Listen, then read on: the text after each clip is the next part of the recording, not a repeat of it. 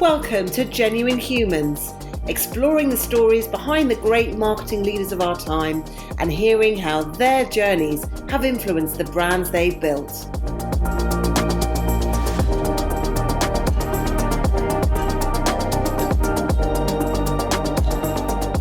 Brought to you by The Social Element, here are our hosts, Tamara Littleton, CEO and founder, and Wendy Christie, Chief People Officer. Welcome back to our podcast, and hello to my lovely co-host, Wendy. Wendy, how are you doing? How's your week going? Really good week so far, especially today.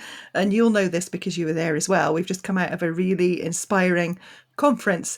I was a bit worried because it was all day and it was on Zoom. And I thought, we're just going to feel a bit flat at the end of it. But it was so good. So, and really looking forward to chatting with Sam. Yeah, absolutely. No, I completely agree. It was the Rise conference, which if you haven't been to, I thoroughly recommend that you go to it next year. The annual conference from Creative Equals, all about diversity, inclusion, creative leadership, and oh my God, just so much food for thought. But actually, food and inspiring. That's a kind of nice little segue to our guest today, because we are joined by Sam Dolan, who is the head of marketing at Aunt Bessie's. Welcome, Sam. Hey, how are you both doing? Great, thank you. Really good, thank you. How are you? I'm good, thank you. The sun is shining. It's a good week. Not so good for roast dinners, though. Maybe I shouldn't be quite so joyous about the sunshine. Well, everyone knows, I'm sure everyone knows the Aunt Bessie's brand, but Sam, can you explain your role a bit more and how it fits into the wider group as well? Yeah, absolutely. So as you rightly say, I'm the head of marketing for Aunt Bessie's. Aunt Bessie's is owned by Birdseye, which in turn is owned by Nomad Foods. So quite a wide group. Nomad is a European company. There's other brands in Europe that you'll have heard of, Finders, maybe Igloo, not so much, but they've got quite a wide portfolio. My role as head of marketing at Aunt Bessie's is to really manage just the Aunt Bessie's brand. I've got a little team of 4. They've all been with me since before we were bought by Birdseye, so there's lots of kind of knowledge and expertise there. So yeah, that's me. I think I'm going to steal a quote from a lady that works in customer services who has done for about 30 years, who said, "If you cut me, there'd be batter in my veins," and I reckon that's true for me as well. Fantastic. You're definitely a brand advocate. Absolutely. More about that later, I think. Okay. Well, let's go backwards before we go into sort of the branding. I'm always fascinated about people's journey into marketing and how you got to where you are now. So would you mind just kind of sharing with the audience just a little bit more about your story? Not at all. I mean, I always say that I didn't choose marketing. Marketing chose me. So I wasn't very academic. I didn't really enjoy school. When I was 16, I wanted to leave school, but I got fairly decent GCSE results. So my parents persuaded me to stay on. I ditched that after a year and then fell into about probably 7, 8 years of doing different office jobs, from a purchase ledger clerk to a stint in procurement buying rubber bungs for a laboratory, which was fun.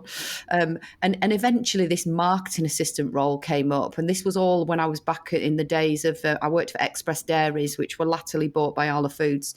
And this job came up and somebody said, "Oh, you can talk, you'd be quite good at that."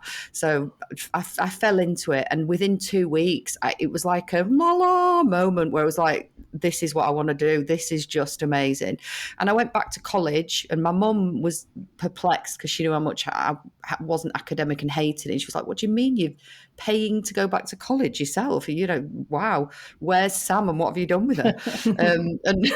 and I just fell in love with it, and it all kind of, and I've never looked back. So 27 years later, I'm still in marketing.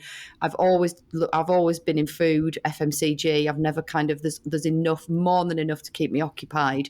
So not a very traditional route, and I feel a bit sorry for youngsters today, because I think nowadays that just doesn't happen. Mm-hmm. An ABM role, as it would be now, an assistant brand manager role, wouldn't come up, and there's a pressure, I think, to give it to somebody with a bit of experience. Whereas I was lucky enough that somebody said, "Oh, I think you might be quite good at that," and gave me a chance, and it all just went from there. I love the fact that they were sort of saying that you're good at talking, you should give this a go. It's happened many times since, Tamara. Is that a theme in your career? Yeah, absolutely. A part of this the Marketing Society conference that I've attended the last couple of days, we had to give ourselves a mundane superhero name and draw it, and I was the mouth, just because I like talking. Fabulous. So you know that Tamara and I really like to get to know the human behind the brand. So can we go a little bit further back in your journey and talk about what you were like as a kid? So when you were growing up, what did you want to be? Policewoman. From being 4 or 5 years old playing dress ups, I always wanted to be a policewoman. There was never anything else for me. Back in the day, and it may not be like this now, you either joined the police force as a cadet when you were 16 and then you couldn't join till you were sort of 18 and a half, 19. And as I previously said, my parents persuaded me after my GCSEs to go and try and do A-levels, which failed miserably. And then I was kind of have to wait a year, and then life takes over and you just don't do it. But honestly, from the age of 4 to probably leaving school, that was what I always wanted to do. I had books and books and books about police and police force and police dogs, and I was a little bit obsessed. So I don't think I'd have been a very good policewoman. I think fate intervened, and I think it was probably a really good thing because, I cry really easily. I'm really emotional. I think the minute somebody, a thief said boo to me, I'd have been running off down the street. So I'm not sure I'd have been built for it. So probably not a bad thing. But yeah, my sister-in-law's sister is a police officer. She's quite senior now, but she tells some absolute in Bradford as well, which is, in parts can be fairly shady. And she tells some horrific stories. And I just think, oh, thank the Lord I didn't choose that. Life could have been very different. And is there any advice that you would give to your teenage self now? Absolutely. I suppose linked into what I just said, I would say, make what you love what you do. So one of the speakers at the Marketing Society was a guy called Jeremy Connell-Waite, and he works for IBM. And the talk he was giving was about the art of storytelling, but he kind of digressed a little bit into something called Ikigai. Have you ever heard of Ikigai? No. So Ikigai is a Japanese concept of belonging, and it was created in a small island somewhere in Japan. And basically you write 4 circles on a page, and in the 4 circles you write one you write what you love, in one you write what the world needs, in one you write what you're good at, and in one you write what you're paid to do. And the concept is, if you can get them all to overlap, that's nirvana. Right. So I think the thing for me is that, as a teenager, I felt quite a lot of pressure to just go, get a good job. The amount of people that would say to you, oh, if you don't do this at school, you won't get a good job. And actually, I'd say to my young self, focus on what you love and find a job that fits that rather than the other way around. So that I mean, there's all the other stuff as well. I've got a 15-year-old who, I constantly say to him, mate, you need to get a job, leave home now while you still know everything. Yeah. So there's all that kind of stuff as well. But yeah, I think I'd say make what you do what you love, or vice versa. The last time we spoke, you mentioned that you mentor young people. I imagine that must be very rewarding for you as well as a mentee. So what do you get out of that? Do you know, I only wish I had more time to do it. A couple of them came around purely by accident, that they'd applied for roles within my team and didn't get them, but I saw something in them and thought, actually, no, I'm gonna try and help. I mean, what I get out of it is kind of just that proud mum moment that you're helping someone, and it's so difficult to break into marketing now. We talked about it a little bit before, what happened to me 26, 27 years ago, those things don't happen now. So for those guys, hopefully to be able to put on their CV that a head of marketing is mentoring them, and that, and give them real life experiences that they can talk about, and, and educate them, and almost put a little bit of my experience in their head without them doing it. Because that's what everyone says, right?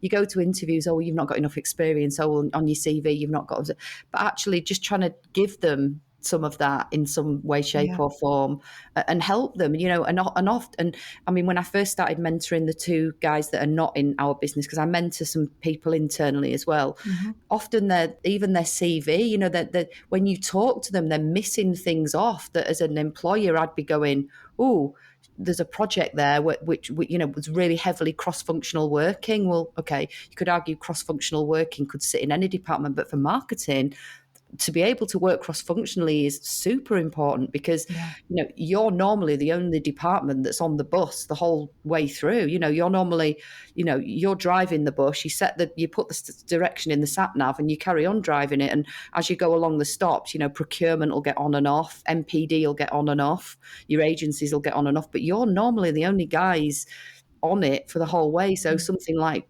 cross-functional working would be hugely important, and young people don't always pick up on the nuances. But yeah, to answer your question, for me, it's just giving something back, and helping where I can, and we may digress into bad bosses later, but the worst bosses I've had are the ones that almost resent your success, and I've never quite got that. I always think, gosh, if you've mentored that person, worked with them, developed them, written their development plan, helped them, gosh, you should just feel that sense of pride when they go off and do well. And I think the mentoring has been particularly important when you can't have younger people going into the offices, for example. I think, I dread to think what's happened to the sort of intern programs and that sort of thing that have perhaps fallen by the wayside a bit because people weren't in an office. So I think it's so brilliant what you're doing to sort of spread your experience and build people's confidence as well. Because we do, as an industry, we need people from all walks of life have been given those chances to get into the industry. Yeah, absolutely. And often they don't know where to start with networking because there's no foot in and the door's closed. So, if I can help with that as well, which I have a couple of times, just putting them in the right direction. And, you go onto Google and put marketing courses and you're overwhelmed with, so if I can even offer a little bit of help in terms of, well, don't bother with that one but don't bother. And things like the IGD, that both of the guys I'm mentoring want to be in FMCG. So somewhere, an institution like the IGD, who do some great free courses, they hadn't even thought about that. They'd been solely focused on marketing. So it's just using that knowledge. And as I say, I only wish I had more time to do it. Going back to my do what you love. But hopefully I will. I'll be carving out a bit more time to dedicate to that. And thinking about the people that you've worked with over the years, which genuine humans have most influenced your career? This is a really tough one because I've been really lucky in that, I could give you a list. I'm going to talk about one, and it's a guy called Ash Amiramadi, and he's the managing director of Arla UK now. And I first came across him when I was a really junior marketeer. I'd worked at Cadbury looking after Butterkiss popcorn and wanted to work for, and Cadbury was in that part of the business was in the process of being bought by Tangerine. So there was a lot of redundancies and unsettled. And so I took a maternity cover at Arla. And as that maternity cover was ending, I was really struggling to sort of get a permanent position.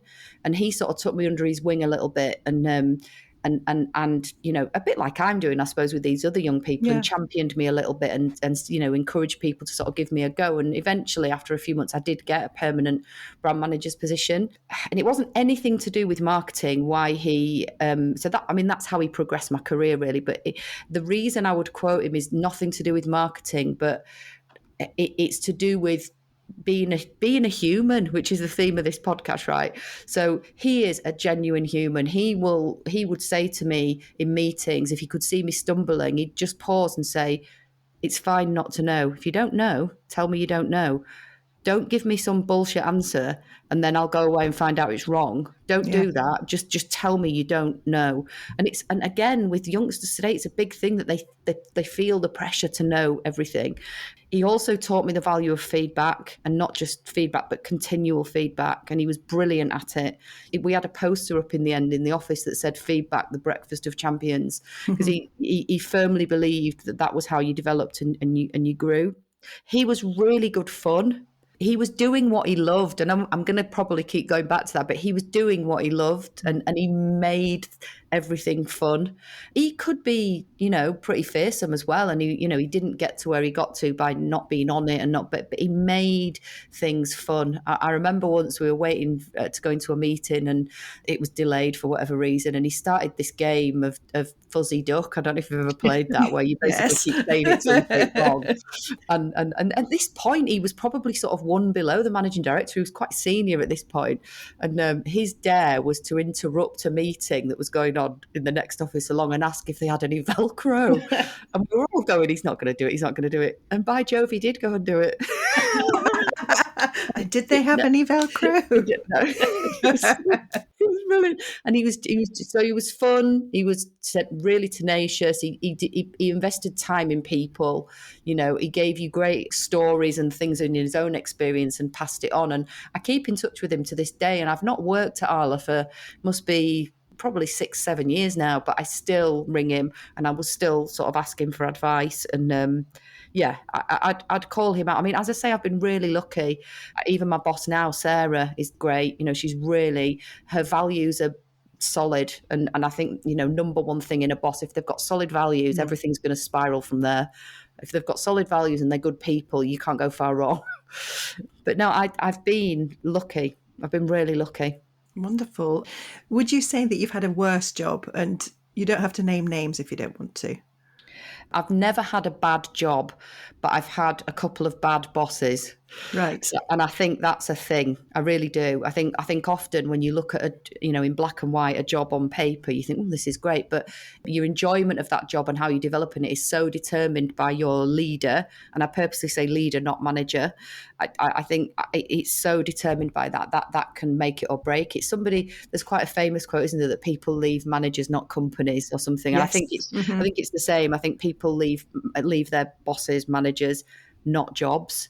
Because often it's not the job. Okay, you may have outgrown that role and you need a bigger one and there's not one available, but that's not liking it. That's just outgrowing it.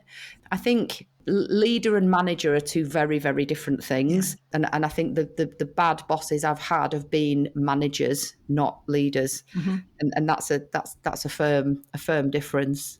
Gosh, I'm not going to name any names, but I remember the worst one I had was just so into the detail and I was a senior brand manager by this point, and they used to sit me down every morning and tell me what they wanted me to do that day.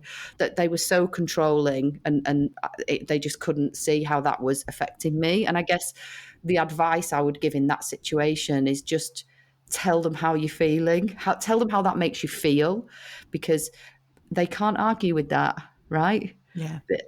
If you say to me, what you've just said has upset me, I can't go, it hasn't, because it's your feelings and it has upset you. So you have to deal with it. You have to put it out there. So I give that advice quite a lot, actually. If people come to me and say, I'm struggling a bit with this person, or just get it out there. Just tell them how you feel. Again, this guy, it might have been Jeremy, it might have been a different speaker, but something else I'm passionate about. He was talking about, the whole work persona, personal persona. Absolute rubbish. Hashtag just be you 24/7. It's not a thing and it shouldn't be a thing. And again, I read a book once was about what do you want to be remembered for, your epitaph or your CV?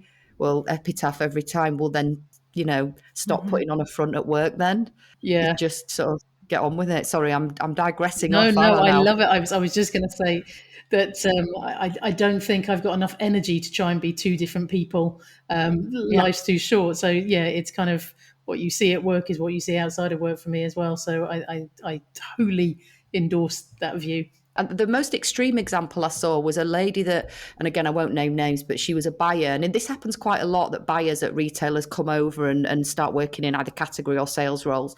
And this lady quite some years ago was a buyer, and she was the most ferocious buyer and nobody ever wanted to go, she was really quite rude.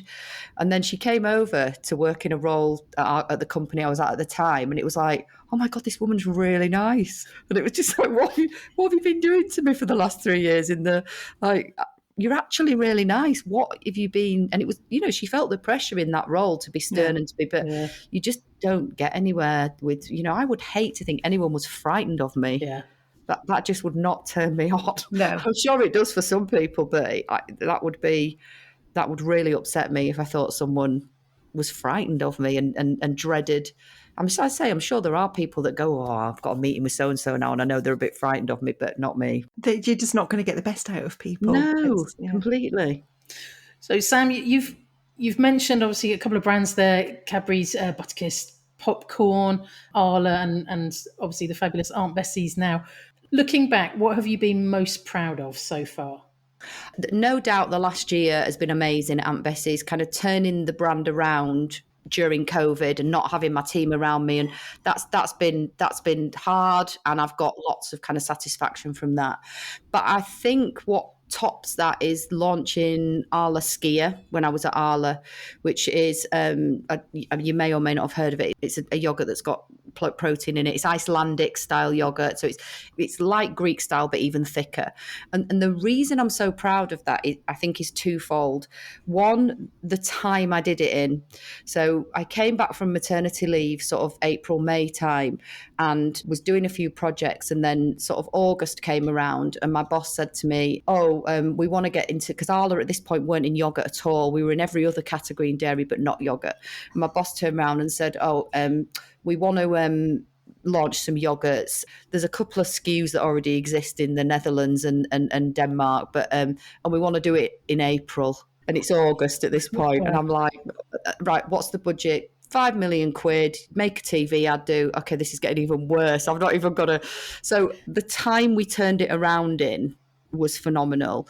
The other reason I'm really proud of it, and I'll come on in a minute to talk about it was successful and why, but the other big thing was everybody thought it would fail. Arla had tried several times to get into yogurt, and Muller and Danone had always managed to kind of kill it off within the first 3 or 4 months of. So imagine the pressure of internally everybody going, it's not going to work, it's not going to work, it's not going to work.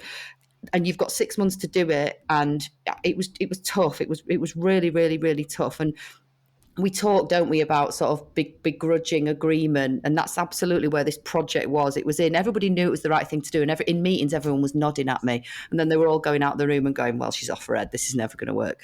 So 2 reasons I am most proud of it is the time length I had to do it in, and as I say, that everybody was very skeptical internally. Luckily, it was a flaming success. It was brilliant, and retailers supported us, and we grew the yogurt category. 30% of the shoppers that bought Arla Skier weren't buying yogurt at all, so it brought a new shopper in. It just went from strength to strength to strength. And Arla have got lots of other products in yogurt now. Arla Protein, I think they've got some reduced sugar stuff. So the brand has gone from, I wouldn't like to say what it's worth now, but it's certainly flown off the shelves. So you need support internally, right? It's tough when even internally the sales guys particularly are going, we've tried this before, what's different about this? Well, what's different about this is the product, for one, the support it's getting, the research we've done with consumers who are saying it's great. I mean, basically consumers said if you stick Iceland on anything, we'll buy it, because Iceland, all of a sudden you picture, fit people. When I say fit people, I mean strong. I don't mean like sexy people. Sure. Fit people, blonde hair, blue eyes, fresh air, glaciers, spas. It conjures up lots of really positive notes. So, and it's one of the few times in my career when it didn't matter what anyone said to me, I knew it would be successful. It's happened one other time with such so strongly, because clearly, right, everything you do, you have to believe it's going to work. But there's twice in my life when it's been such a strong feeling, and one was that, and the second one was when I made the Cats with Thumbs advert for Cravendale, which again, I love that. Was that one. you? Yeah, that was me, genius. Yeah, we did 2, but the first one, and again, everybody internally was going, she's off her trolley. This is not a thing. And then I remember a particular guy in sales just kept going, I don't get it. I just don't get it. It's not gonna. And then it won advert of the year. There used to be a program, didn't there, between Christmas and New Year, and it counted down the adverts, and it won advert of the year. And he rang me, in fairness to him, and went, I was wrong. It's brilliant. So yeah, that was me and my crazy mind. Well, I think it's that tenacity, because I mean, there's when you're working with a team, there's something so joyful about having that shared vision, and you're all kind of working towards the same goal. So to be sort of feeling like some people weren't quite supporting it, I think that just shows your tenacity. But something else I'm really fascinated in is also the link between leadership and resilience. So Would you say that you've got sort of resilience built in, and has it been tested? Yeah, I mean, it's tested often. I mean, I think, and linking back again to something we were saying before, I think if you let your resilience fail, you become a manager, not a leader. Yeah. I think if you start to kind of break down a little bit, then, for me, when my resilience starts to fail, I can feel myself starting to want to just tell people what to do. And if I'm not quite getting out of them what I want, and I have to consciously stop that and think about, there's a war here, it's not a battle. And actually, if I let them get that wrong, what's the worst that can happen? Yeah. No one's dying. We're selling chips and Yorkshire puddings. They will probably learn more from doing it wrong than me stopping them in their tracks and going, hang on a minute, that's not quite right, and them resenting me for it. So I think for me, resilience in leadership is about having a style. When I say sticking to it, I think I've got several styles. I get all my energy from people, and I think, I'm very good at adapting to what that person needs. And there's always going to be people that want you to say, just do this, just do this, just do this, and that gets the best out of them. There's always going to be people that just want you to set the direction and go away. There's going to be people that want a weekly check-in, a bi-weekly check-in. There's going to be people that their competencies are great, but their behaviours maybe not so much, and vice versa. So for me, I check myself on resilience as a leader quite often, because when everybody gets in the grip, as Myers-Briggs would call it, that's when it can start to fail, and that's when you can switch into manager mode. And you know what? Sometimes that's fine. Sometimes what people need is a manager, at that time. But I try not to go there, particularly with my sort of senior brand managers. I try not to do that. I'm not saying I always succeed, but I try really hard not to.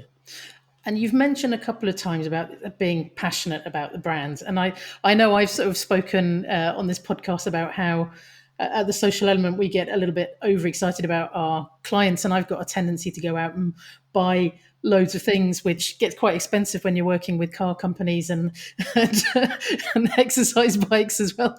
But tell me about that passion, because, do you think that it's only possible to work with a brand if you're passionate about it, for example? I do. I absolutely believe that. And I'm sure it's a contentious opinion, but again, it goes back to do what you love, right? If you can't love that brand and you're not a consumer of that brand, and again, I'd quote, the golden circle, which is about people care more about why you do something than what you do. Yeah. Like as a marketeer. Now, how can you put that passion and belief into the why if you're not passionate about what it is you're trying to sell? And another great quote I always think is the one that says, don't try and sell people what you think they need. Talk to them about joint beliefs, and the rest will come. And again, that whole, we're talking about values here, right? Yeah. That's what it boils down to, is values. And I honestly think if you're not passionate about, I did a stint when I worked at Arla for about a year on Castello cheese, which is a blue cheese. I don't like cheese. I like cheese, but I don't like blue cheese. I don't eat blue cheese. It was the worst year of my life because I just couldn't put anything of me into it. It was very functional, and I was fine sorting the promotional plan out and going through the motions of the 4 Ps, and that was great. But I didn't give it the energy it needed because I wasn't passionate about it. It's funny we should be talking about this because I've just had my house redecorated, and I've discovered these things called command strips. I don't know if you're familiar with them. Oh no, what's that? Oh my God, they are the best invention ever. So I've just paid a fortune to get my house completely decorated, and I didn't want to start putting nails in for pictures and ruin, and I'm not very good at DIY. So command strips and they come in all shapes and sizes, but basically it's a strip with a sticky on the back with a little tab, and it's 2 pieces that Velcro together, and you stick it on your wall, you stick your picture up, and then if it's not quite in the right place, you pull the little tab and it comes away kind of completely. Oh, wow. Doesn't ruin your paintwork, doesn't anything. So we had a marketing leadership team meeting this morning, and somebody noticed, the listeners won't be able to see this, but somebody noticed some new decoration behind me, and I went off onto this rant about command strips. And somebody went, "Oh my God, you should work for them."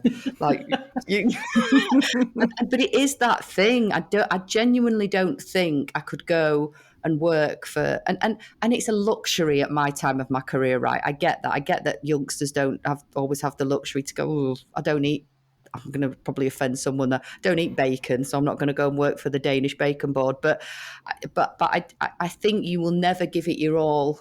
You just won't give it your all. I think marketing these days is about that belief system.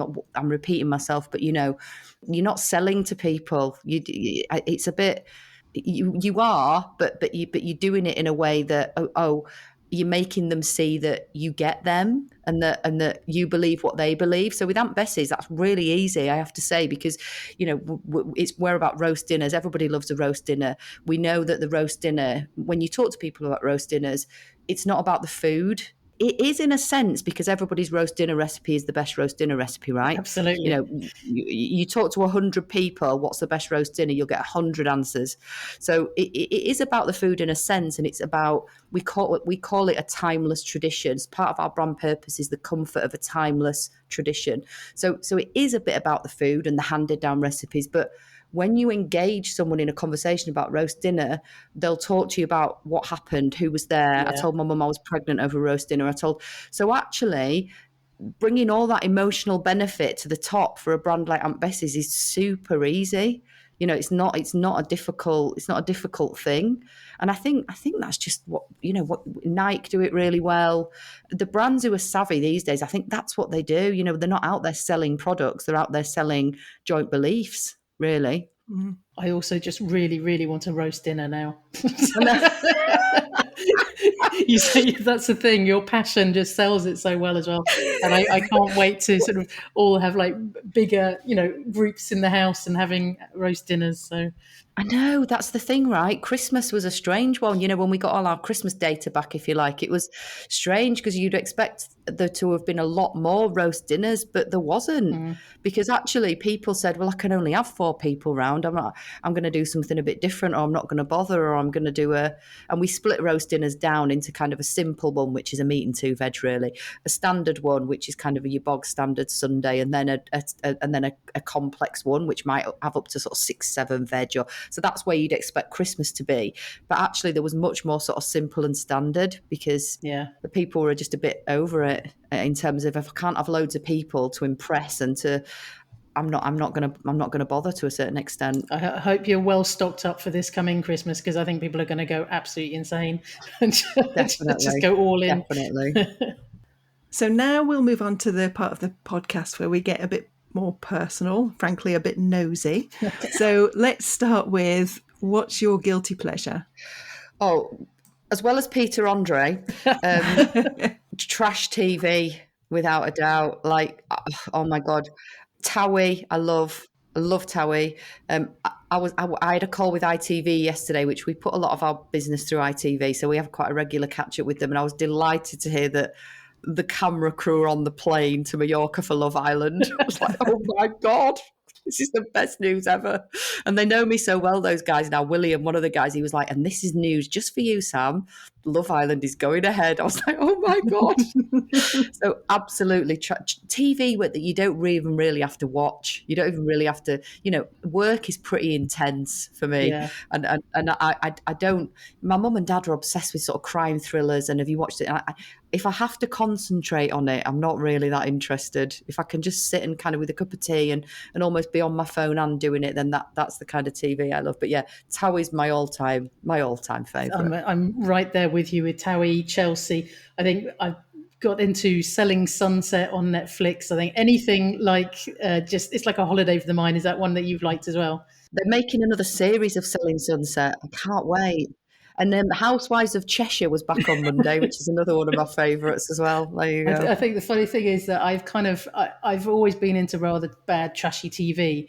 And my girlfriend has a bit more sort of cultured tastes, and I've managed to impact her style. But I think it's for the better, particularly during lockdown. We all need a bit of trash TV, right? Oh, absolutely. Absolutely. I'm feeling a bit better about having The Chase and Tenable on series record now. Oh, yeah, do it. Can't believe I just said that out loud. So, what's your idea of a perfect weekend? Oh, it's really quite straightforward. I've not been able to do it for the last year, but me and my son are big Manchester United supporters. And we have season tickets at Old Trafford.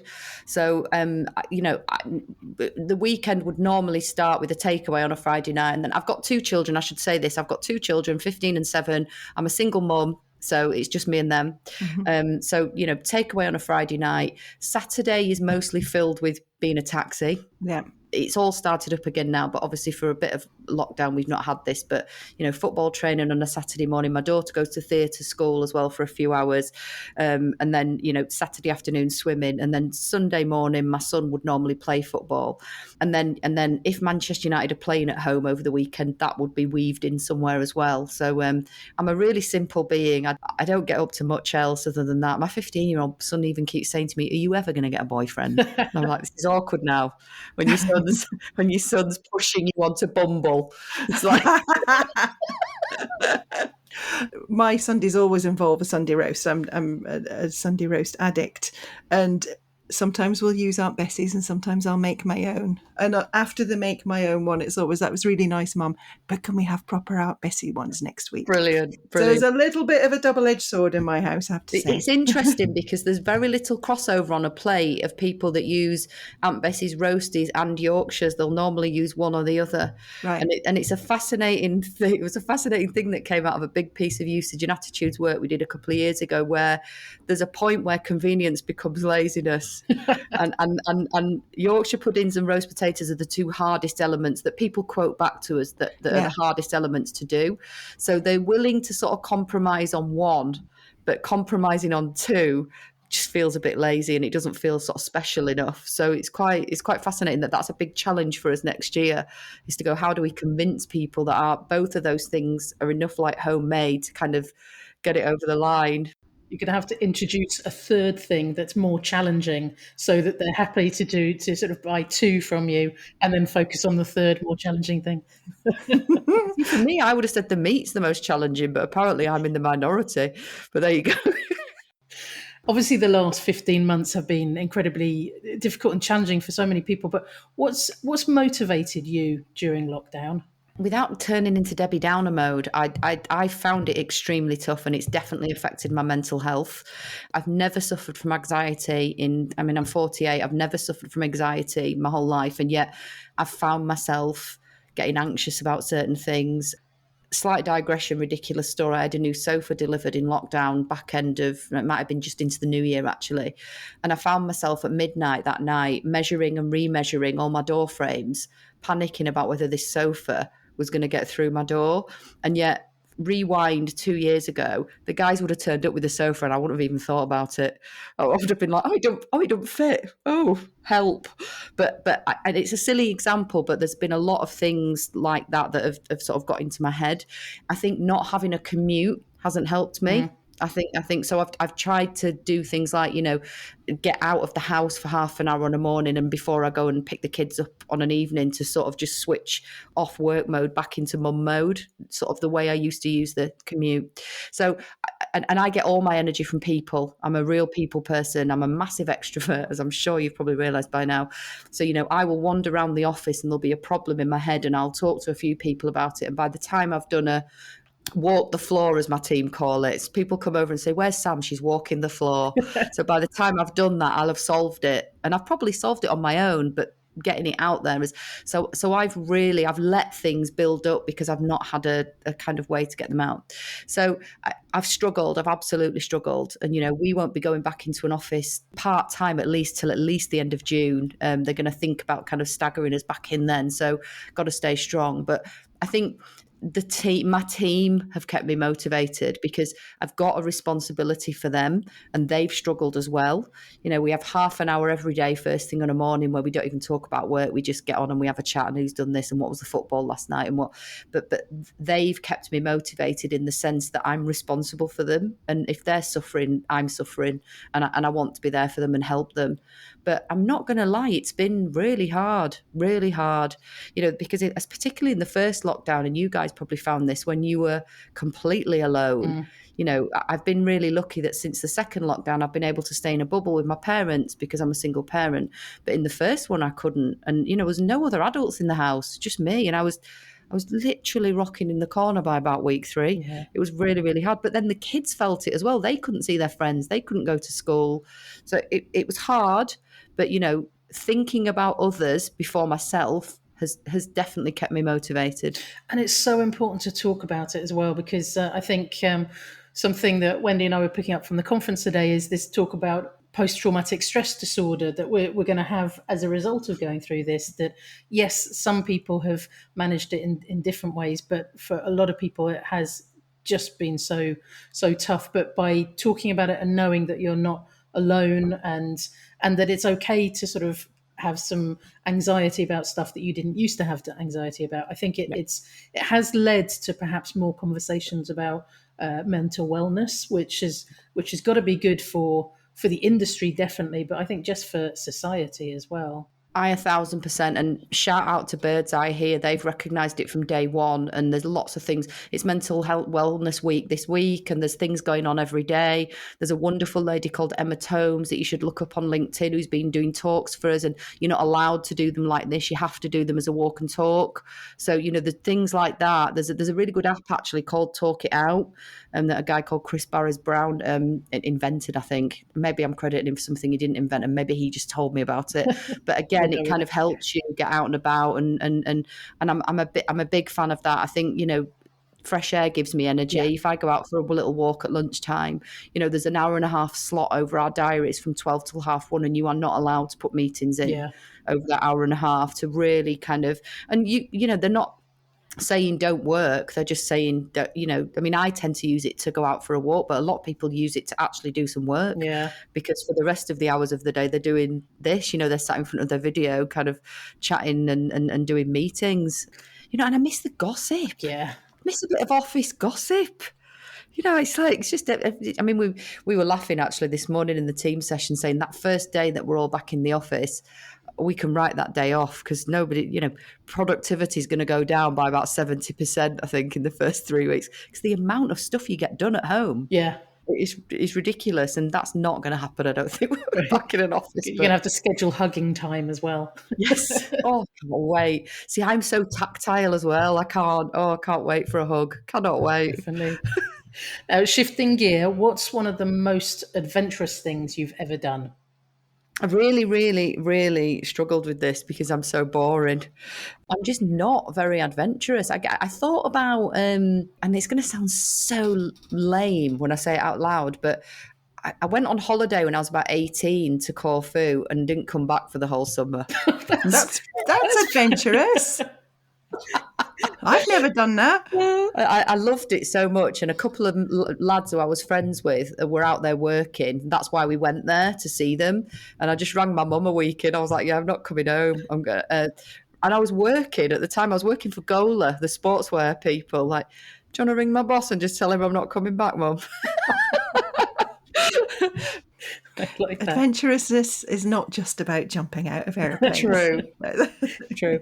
I'm quite good at getting out of my comfort zone every day. Another thing, going back to when we were talking about Asha Miramadi right at the beginning, he used to say to me, do something every day that feels a bit uncomfortable, even if it's just parking in a different car parking place, you know. And every day I do try and do that, and it'll be a mundane thing, you know. It won't be anything.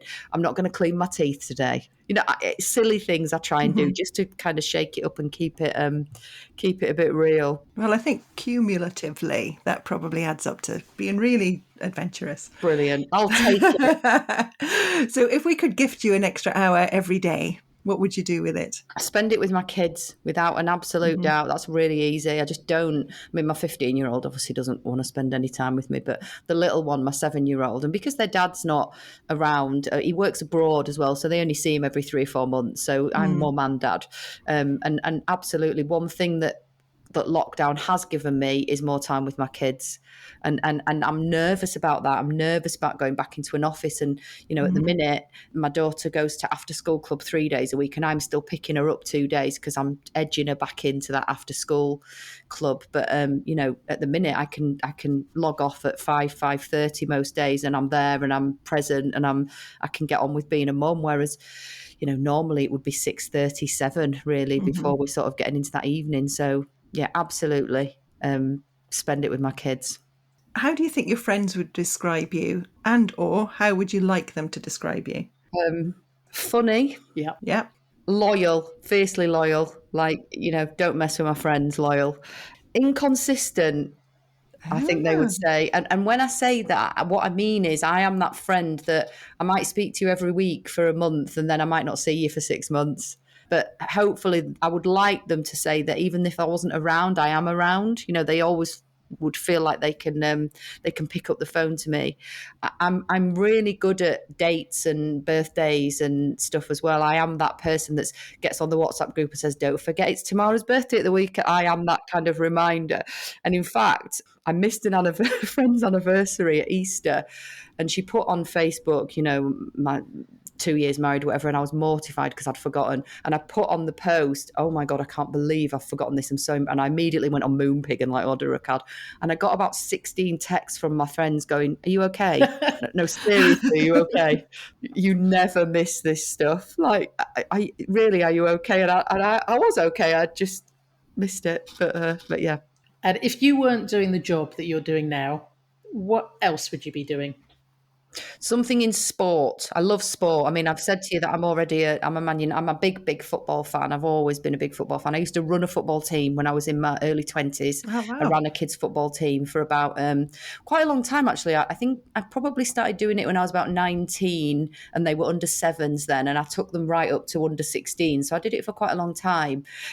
There was that moment where you were out in a bar and two of them were at the bar going, Miss, do you want a drink? That was the point where I was like, I think I'm over this now. I think I should stop this now. So football's always been a big passion, but just sport in general. If there's any sport on, I'll watch it. Although I had Sky Sports News on this morning, there was the pool World Championships, and I was drawing the line there. I wasn't that down with that, but definitely something in sport. And it would be sort of more on the office side, like sponsorship. Or I was always good at sport as a kid. I played netball and hockey and all the traditional things that girls did. It's not the same now, is it?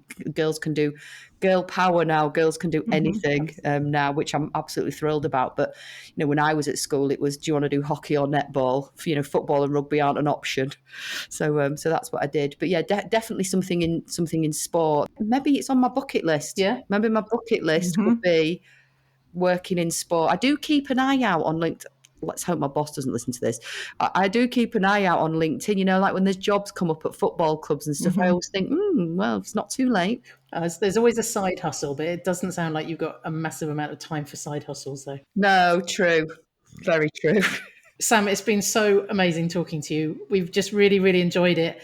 And before we finish, I want to kind of give you the platform for any closing thoughts, or is there anything that perhaps you wish that we had asked you that we haven't asked you yet?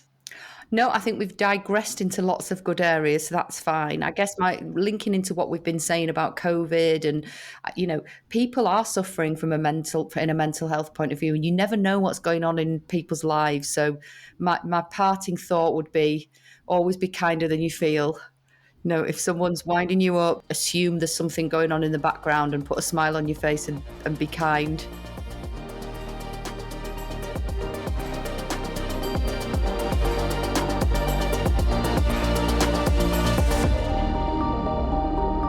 You've been listening to Genuine Humans, brought to you by The Social Element. If you loved what you heard, remember to subscribe, or you can find out more at www.thesocialelement.agency.